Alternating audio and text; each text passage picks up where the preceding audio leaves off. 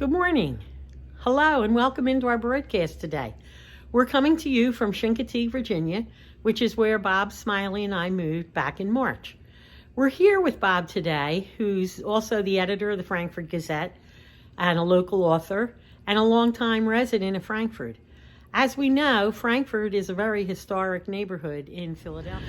Hi, Bob. Thank you for being with us today.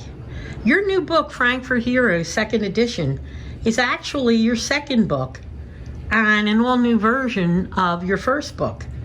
Tell us why there was a need for a second version. Well, as you know, I worked on the first book for 2.5 or 3 years, and I didn't do a great job of capturing all of the information about the Civil War.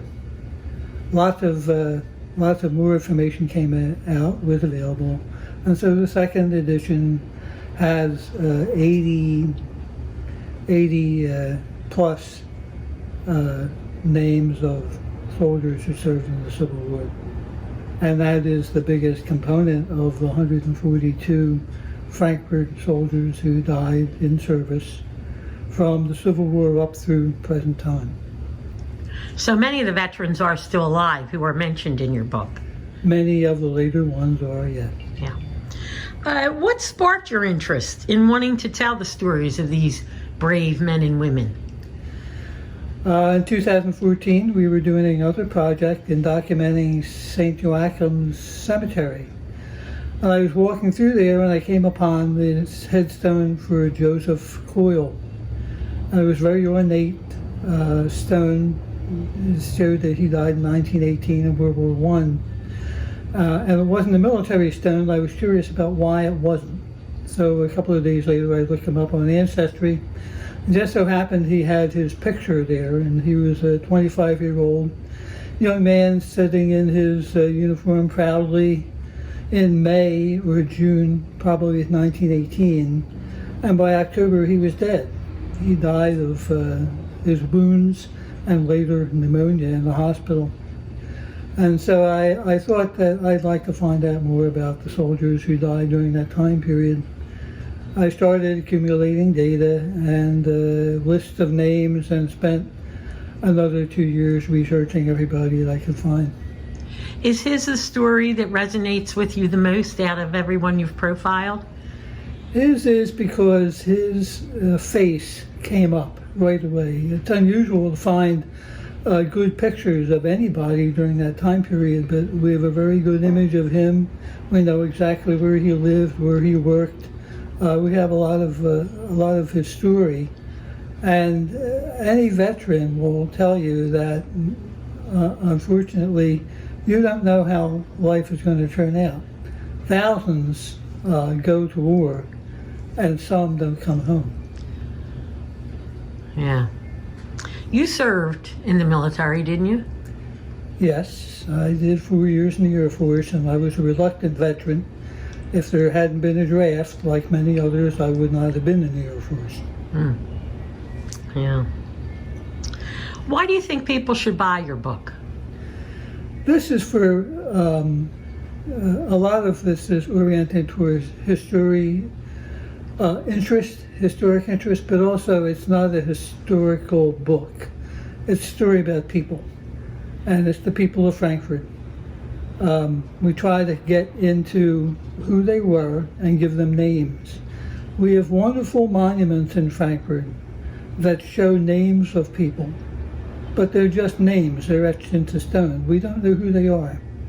And this book is trying to bring those people back to life so that we know a little bit about them and can appreciate their sacrifice. Yeah. I know from my own reading of the book, because I proofread it for you. Every word, yes. Yes, I did. I went over every word, every comma. There were many stories that really were of interest to me. And that's one of the things that we've heard. The people that have read your book say that it really is interesting. And I'm glad you highlighted that it's the story of people and their lives and just ordinary people going about their business that decided they would serve their country. And as you say, not everyone came back. Especially this month of November, I know you wanted to finish your book this month, being that we do pay a lot of homage to the veterans, and I do know how hard that you really worked on it, and I am hoping that, you know, people are interested in reading it. Lastly, Bob, do you have anything else you would want your readers to know, or anything else to say that I didn't ask you? This kind of research is important, not just for me, but for everybody to be interested in this type of subject. We know a lot about the Frankfurt history.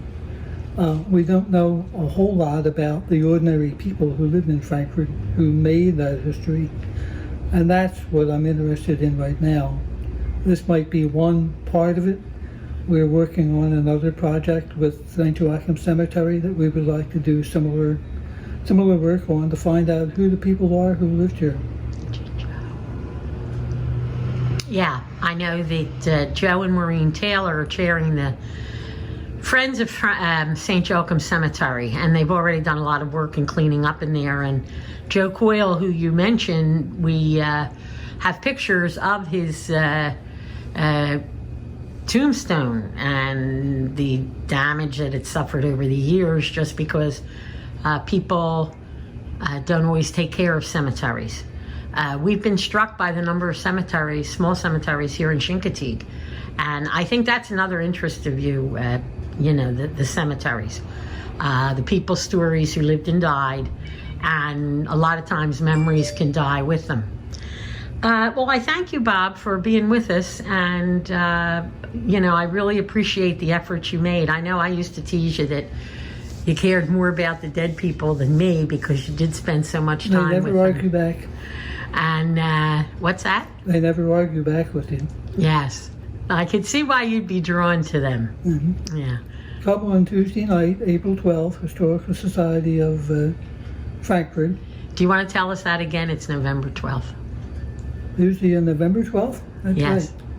right. 7:30 at the Historical Society of Frankfurt, and we will have a presentation there.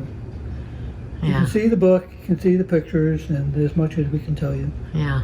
And there's 142 profiles in this book. 142 profiles of the deceased veterans who died in service. There's also 40-some profiles of contemporary veterans of Frankfurt, people who Richard Johnson and I have written about in the Frankford Gazette over the last 7 years. Well, thank you again, Bob, and we look forward to your future efforts. Okay, and on behalf of those people, I think it's very nice that somebody really wants to remember them, and I think we all should. So, do you want to show us a copy of your book, Bob? Oh, we have it right here. Oh, that's a surprise. Hot off the press. Yes, let me zoom in on this. Frankford Heroes. Okay, well, you're one of them too, because I know you're in the book. Mm-hmm. Okay, thanks everybody for watching. Take care, and we hope to see you Tuesday night. Goodbye from Chincoteague.